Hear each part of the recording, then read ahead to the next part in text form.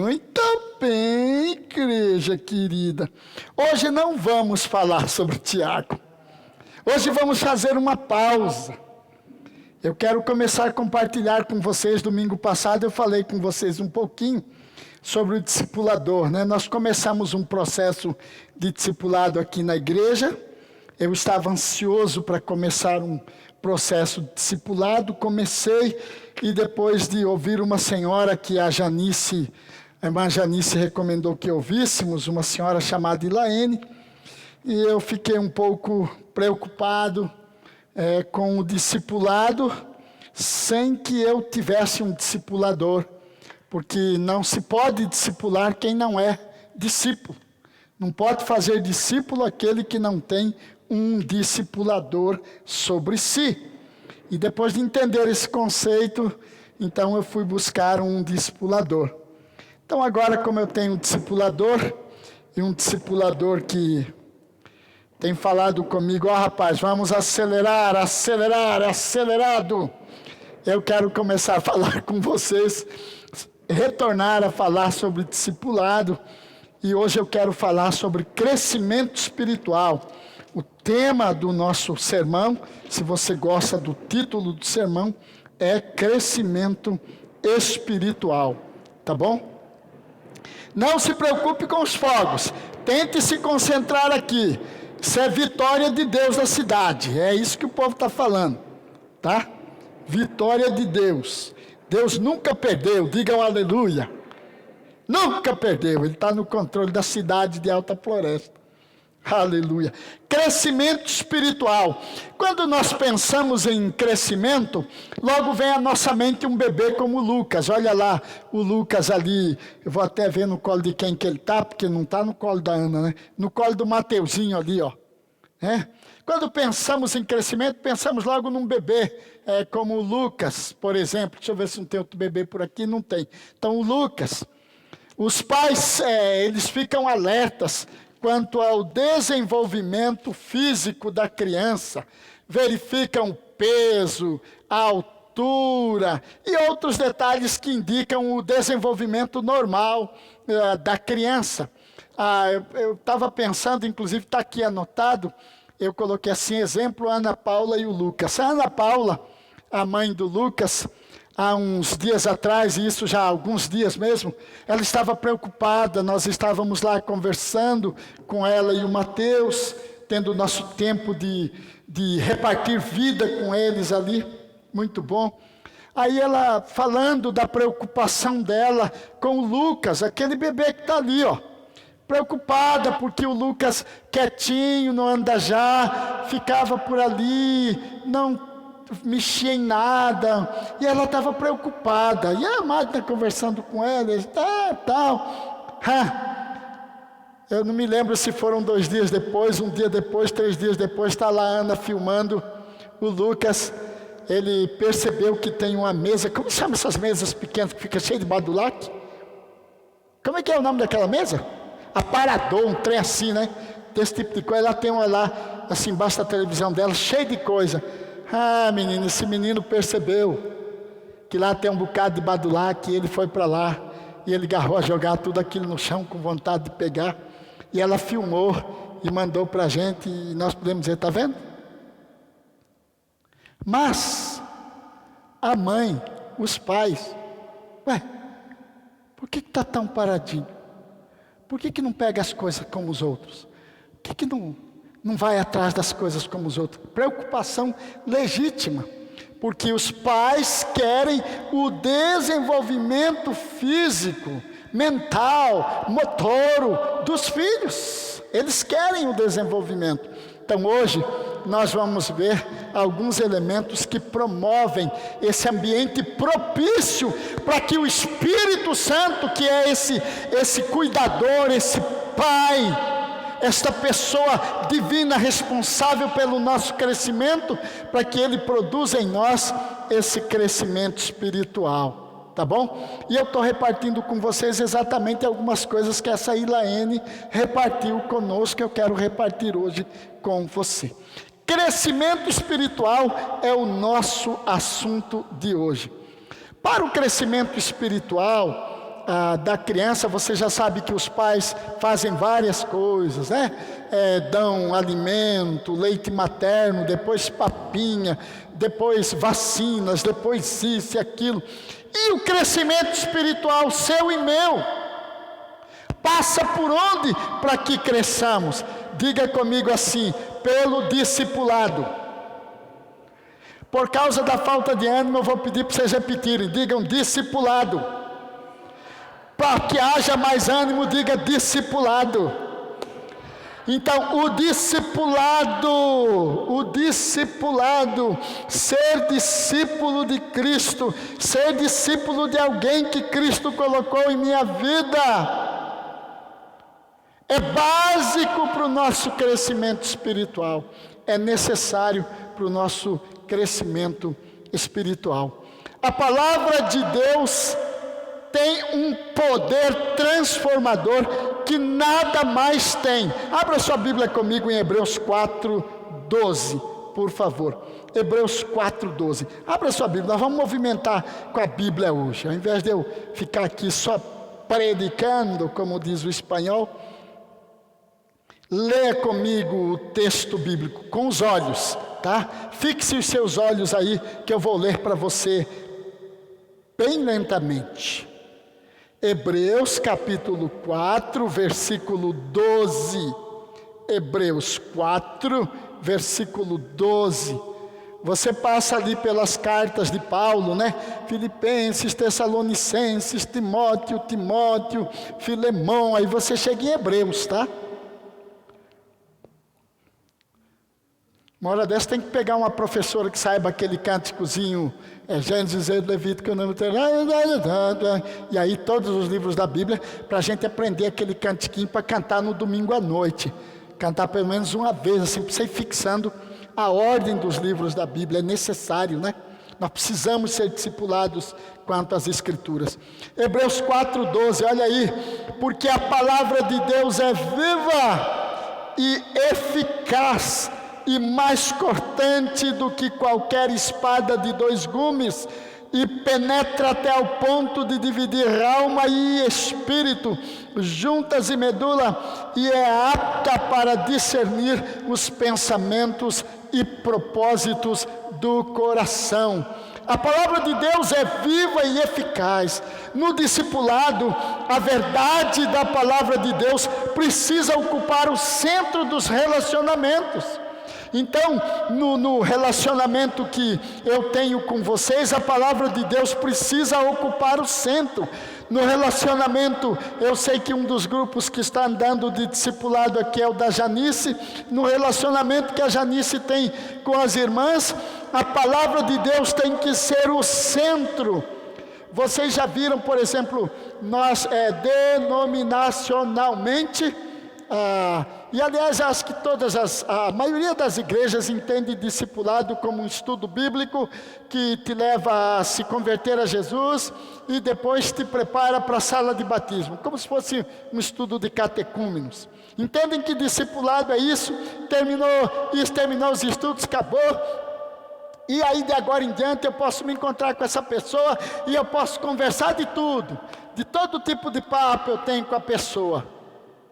Menos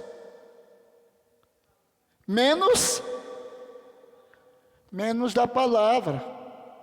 Por quê? Porque não entendemos o conceito de discipulado. A responsabilidade que temos para com aquele que levamos até Jesus Cristo através de um estudo bíblico, ele deve permanecer e continuar. E nesse relacionamento que eu devo ter com as pessoas, e você com aquele que você vai discipular, a palavra de Deus é centro, a palavra de Deus é central, a palavra de Deus tem que fazer parte dos nossos relacionamentos, das nossas conversas. Vocês já ouviram um texto bíblico que diz mais ou menos assim: falando entre vós, com salmos, hinos e cânticos espirituais.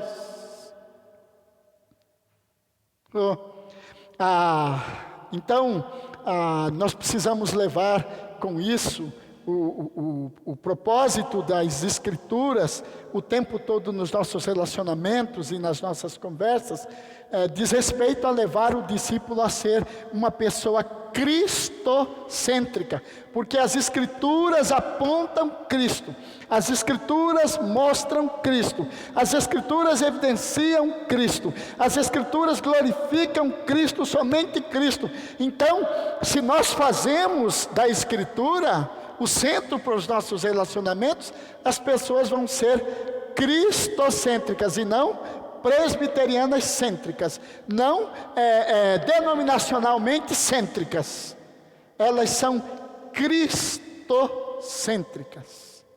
Elas falam de Cristo, elas amam a Cristo, elas evidenciam Cristo, elas transpiram Cristo, elas amam a Cristo, porque essa é a conversa entre as pessoas, a levar as pessoas a ter uma experiência com o Logos, né?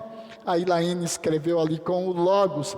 O que é o Logos? O Logos é a palavra, o Logos é o verbo, o Logos é Jesus, a palavra de Deus. O jeito de Deus se comunicar com o ser humano é Jesus Cristo, Ele é o Logos. O jeito de Deus falar é Jesus Cristo, Ele é o Logos.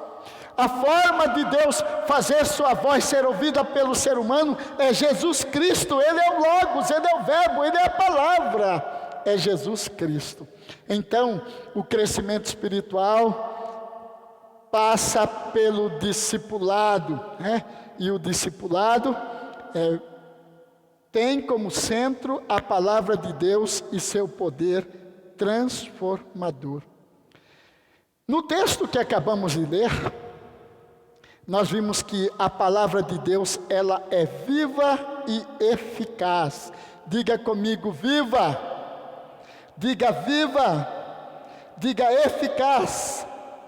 É por isso que a gente não precisa preocupar com nada, a não ser com ensinar a palavra, ler a palavra, falar a palavra. A gente não precisa ter preocupação. Eu comecei a atender 2 pessoas que não são da igreja. Uma é uma evangélica de uma igreja aqui na cidade, e outra é uma pessoa, uma moça católica apostólica romana. Estou atendendo essas 2 pessoas com síndrome de pânico. Algo muito difícil e muito terrível está acontecendo com essas pessoas, mas é impressionante que eu não preciso ficar com muita confabulação. Primeiro eu mostro para elas que os psiquiatras estão certos, que aqueles medicamentos estão certos e têm que ser seguidos. E depois, em seguida, um texto da palavra de Deus. E é impressionante, as pessoas ficam ouvindo a palavra de Deus comigo, e aí elas percebem que a palavra de Deus tem poder. Só a leitura da palavra com as pessoas. Olha, eu quero ler com você X versículo. E a pessoa fica lendo comigo e ela vai vendo o poder. A palavra de Deus tem poder. Se chuviscar em vocês aí, vocês podem mudar para as cadeiras, tá? Se por acaso chover, tá bom? Então, no discipulado, a verdade da palavra de Deus precisa ocupar o centro dos relacionamentos, levando todo discípulo a ser cristocêntrico. E aí eu já falei com vocês do Logos, lá em João 1:1. Diz o texto que a palavra de Deus penetra ao ponto de dividir alma e espírito, juntas e medulas, e é apta para discernir os pensamentos e propósitos do coração. Quando a Bíblia diz que ela é apta para discernir os propósitos e pensamentos, ela é apta para revelar os propósitos e os pensamentos do nosso íntimo. Repita comigo essa frase, diga comigo assim: no discipulado, os relacionamentos são confiáveis, comprometidos e pessoais. Por que nós precisamos ser uma igreja discipuladora? Por que nós precisamos ser pessoas comprometidas com o discipulado? Por que é que Jesus Cristo estabeleceu o discipulado como único meio de sua igreja caminhar por essa terra? Por quê? Porque o discipulado nos leva a relacionamentos confiáveis, comprometidos e pessoais e pessoais, comprometidos e pessoais. As pessoas podem experimentar de dentro para fora o poder transformador da palavra de Deus.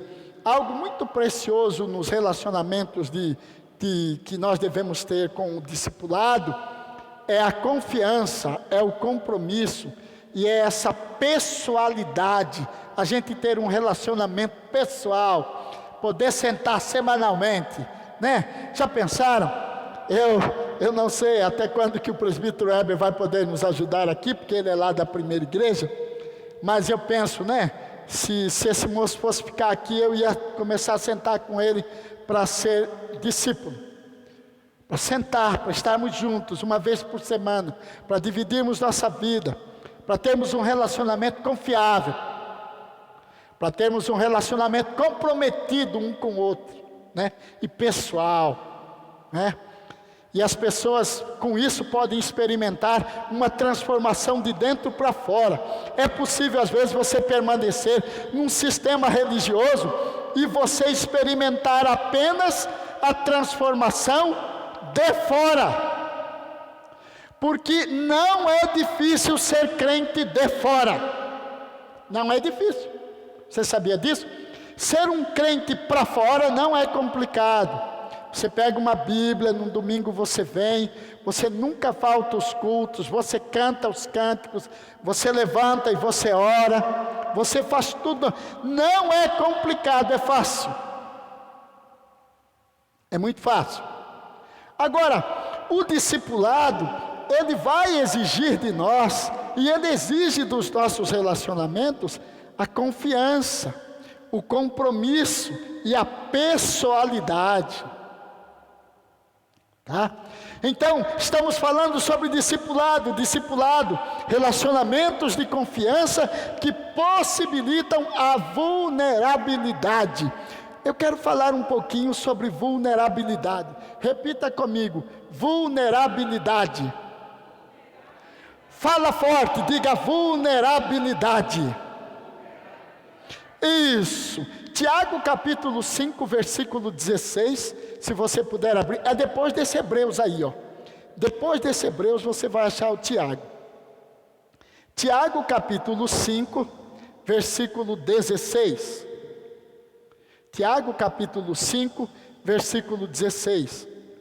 Relacionamentos de confiança que possibilitem a vulnerabilidade. Nós acabamos de falar que são relacionamentos confiáveis, comprometidos pessoais. E daí nós vamos para a vulnerabilidade. Relacionamentos de confiança que possibilitam a vulnerabilidade.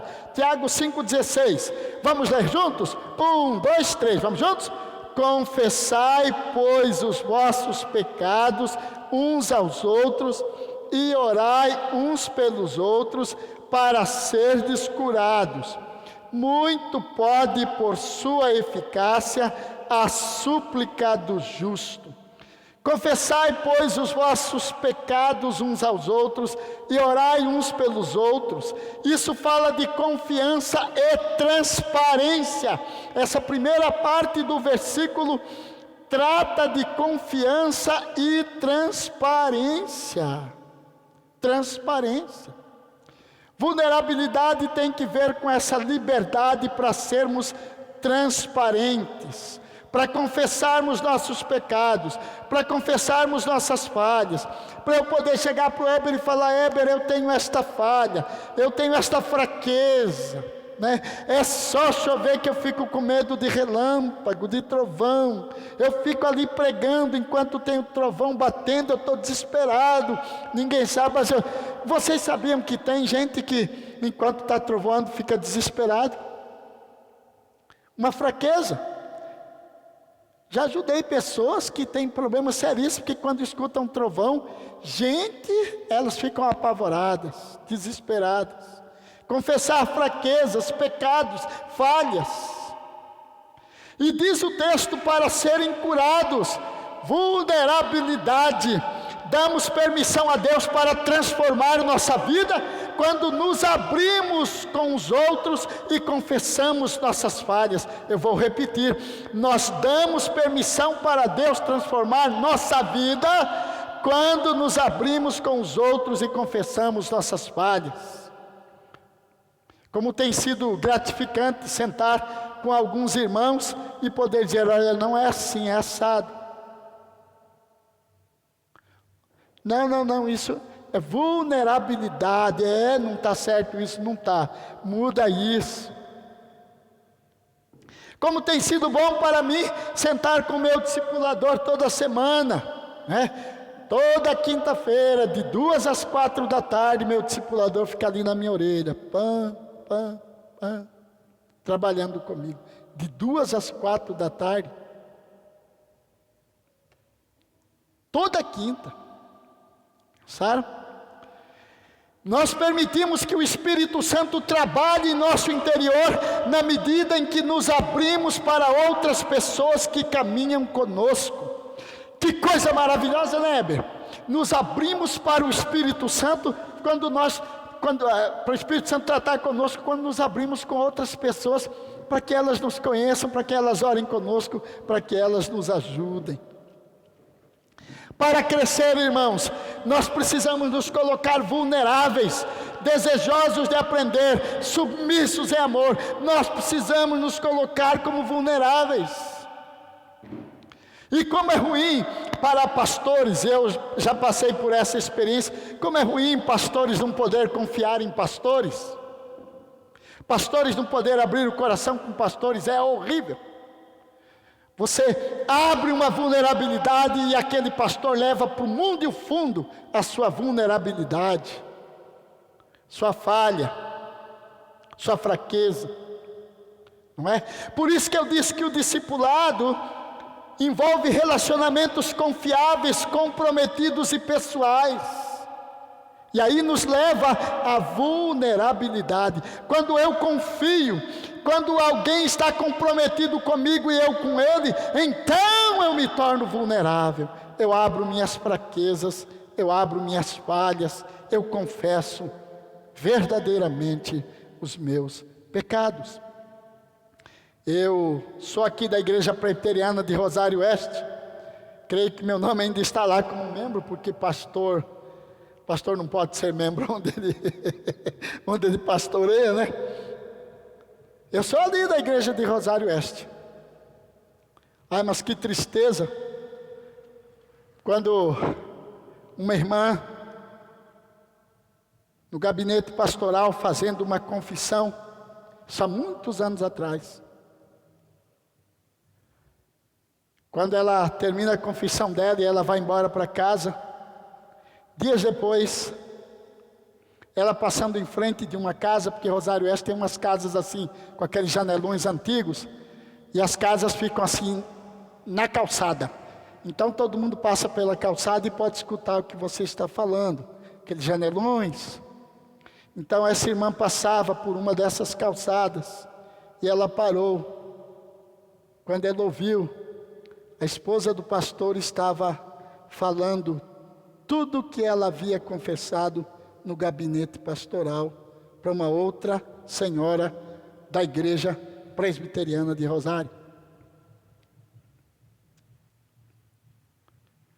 Nós necessitamos do discipulado. Nós temos necessidade deste relacionamento confiável, comprometido e pessoal, que nos leve sim à vulnerabilidade, porque confiamos, estamos comprometidos uns com os outros, e esse nosso relacionamento é um relacionamento pessoal e individual. Reconhecer nossas fraquezas, reconhecer nossas necessidades, confessar nossos pecados, nos colocar vulneráveis quer dizer, debaixo da influência de outras pessoas que possam nos ajudar. Isso faz parte do processo de cura, a cura para o nosso orgulho, a cura para a autossuficiência, e de fato isso nos leva ao crescimento espiritual. É muito fácil ser crente, posar de crente e não precisar abrir nada para o seu para uma pessoa, não é? Você não tem que abrir, você não tem que prestar contas do seu orgulho, da sua autossuficiência. Não é verdade? Esta semana passada, meu discipulador disse: olha, eu quero que vocês se inscrevam para participarem de uma live ali. Beleza, eu vou me inscrever. Corre para cá, corre para lá, esqueci de me inscrever. Não pude participar da live. Chegou no dia do encontro com ele. Vocês acham que ficou barato?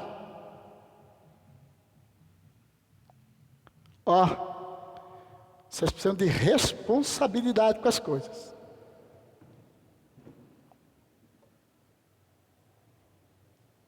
Vocês precisam ser responsáveis. Mas, puxa, eu sou pastor há mais de 30 anos.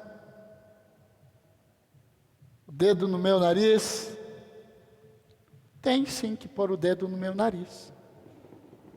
Tratar com o meu orgulho, tratar com a autossuficiência e com as falhas do meu caráter. Isso faz parte do processo de cura. Por isso que Tiago fala: e orai uns pelos outros para seres curados. Discipulado tem que ver com responsabilidade mútua no processo. Provérbios 27, 17. Abra sua Bíblia, por favor. O último texto que vamos ler. Provérbios 27, 17. Discipulado tem que ver com responsabilidade mútua. Nesse processo de andarmos juntos, tem que haver responsabilidade mútua.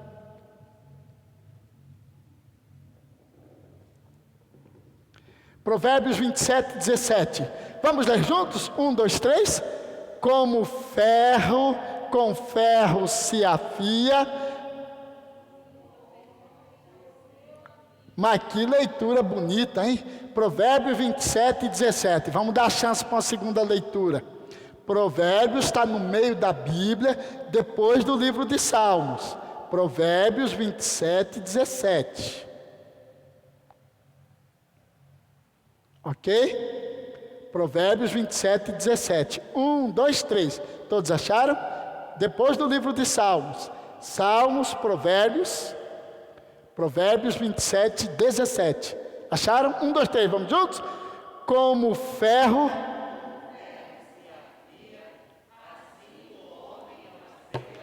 Muito boa leitura.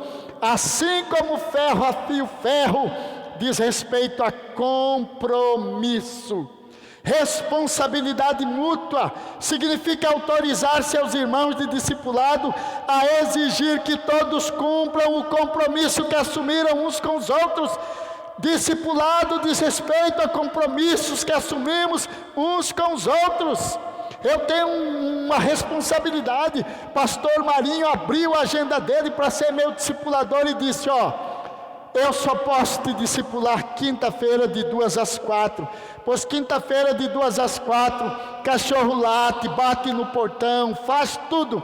Eu não posso sair daquela cadeira, porque eu fui atrás de um discipulador. Então, se ele se comprometeu comigo, eu preciso me comprometer com ele. Esse negócio é sério. É por isso que quando as pessoas chegavam para Jesus: Senhor, eu quero te seguir, mas deixa primeiro sepultar os mortos. Olha, os mortos cuidam dos próprios mortos. Quem tem que vir atrás de mim tem que vir agora.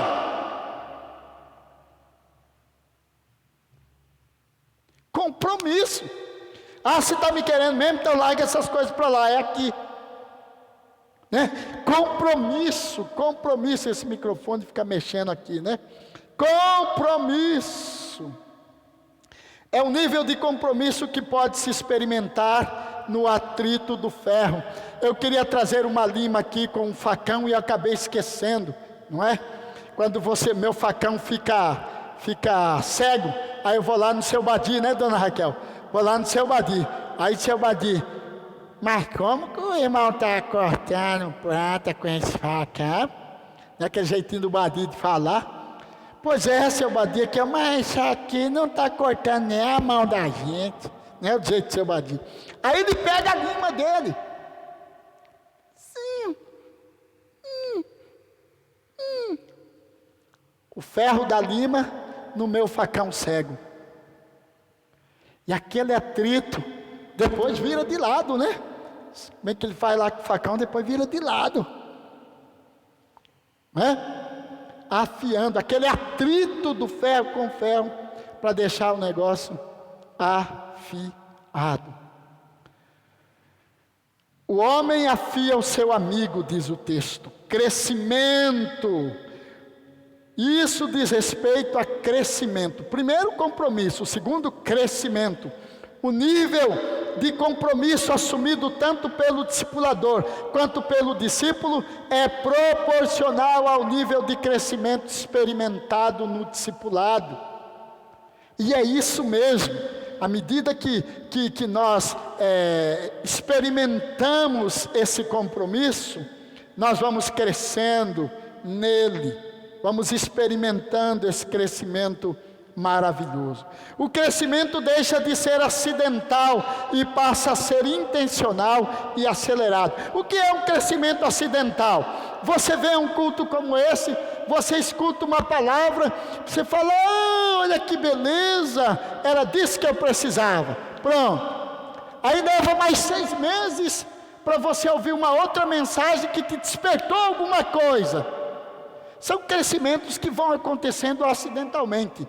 No discipulado, no ferro que afia o ferro, nesse compromisso, nessa confiança de andarem 2 juntos, para um afiar o outro, para um ajudar o outro, deixa de ser acidental. Agora é um processo acelerado, intencional, está acontecendo. É para crescimento que estamos indo. É isso que estamos querendo de nossa vida, crescer rumo a Cristo, não é? E nós precisamos experimentar isso. Se você abrir sua Bíblia no Evangelho de João, capítulo 5, versículo 6, eu quero terminar com este texto, João 5, 6, Evangelho de João, capítulo 5, versículo 6.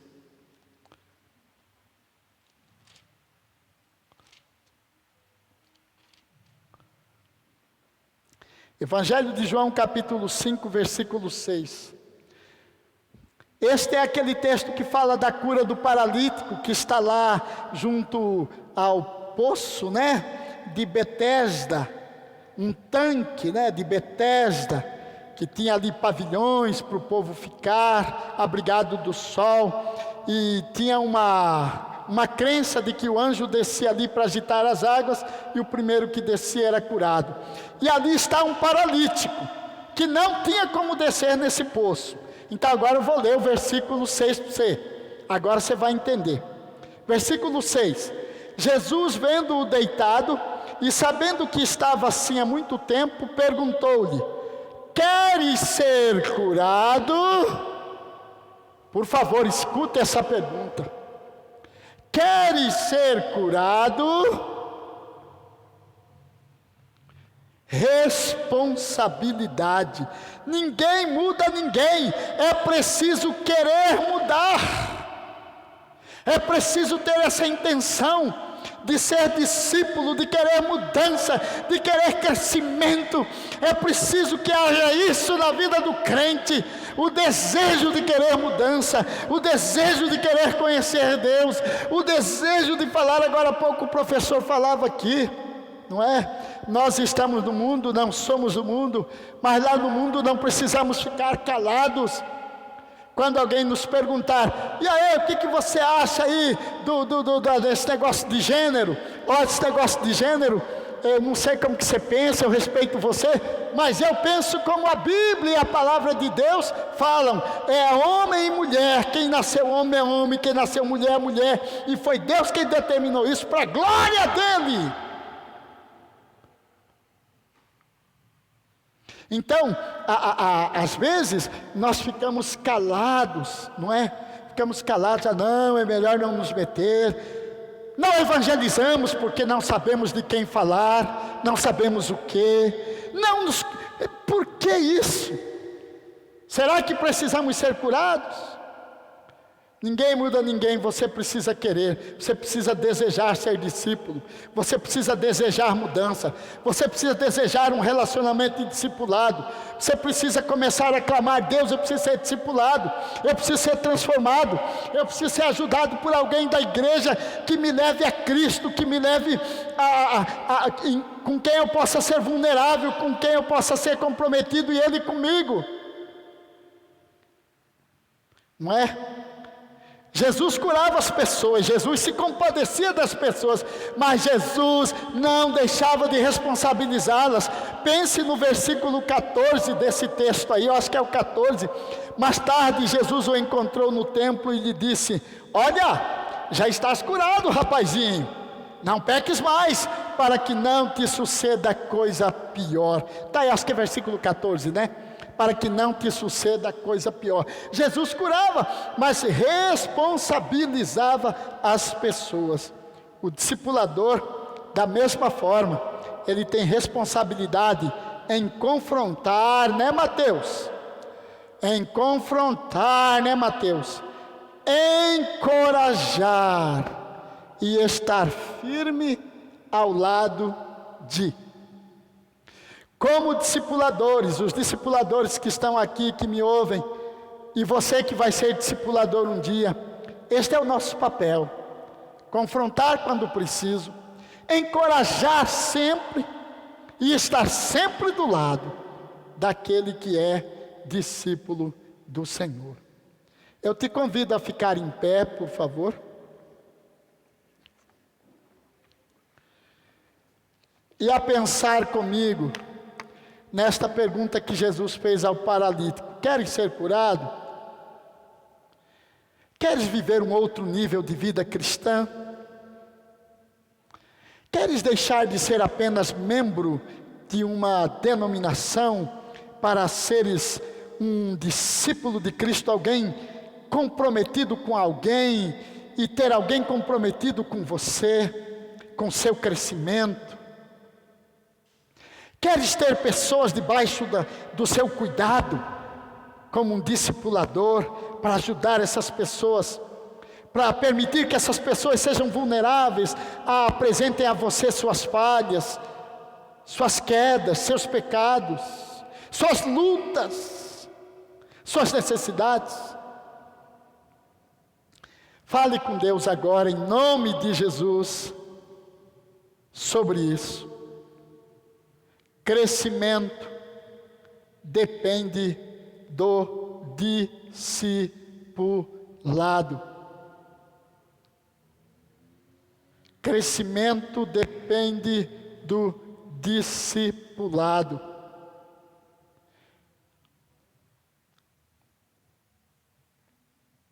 Querem ser curados?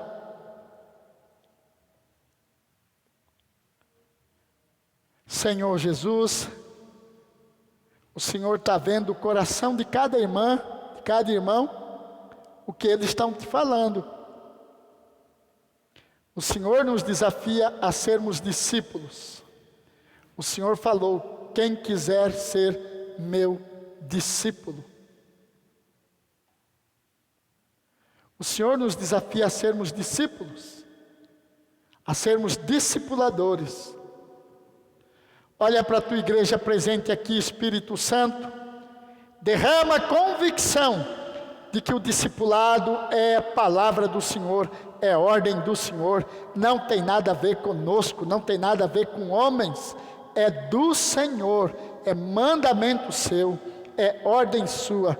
O Senhor disse para nós irmos e fazermos discípulos de todas as nações. Obrigado por esta noite. Nós vamos para casa, mas nós vamos pensar nisso, Senhor. Levanta pessoas para serem discipuladoras. Levanta discípulos nesta igreja. No nome de Jesus Cristo. Levanta discípulos na igreja presbiteriana Ebenezer. Discípulos do Senhor. Oramos para a glória do seu nome. Amém. Podeis assentar, por favor.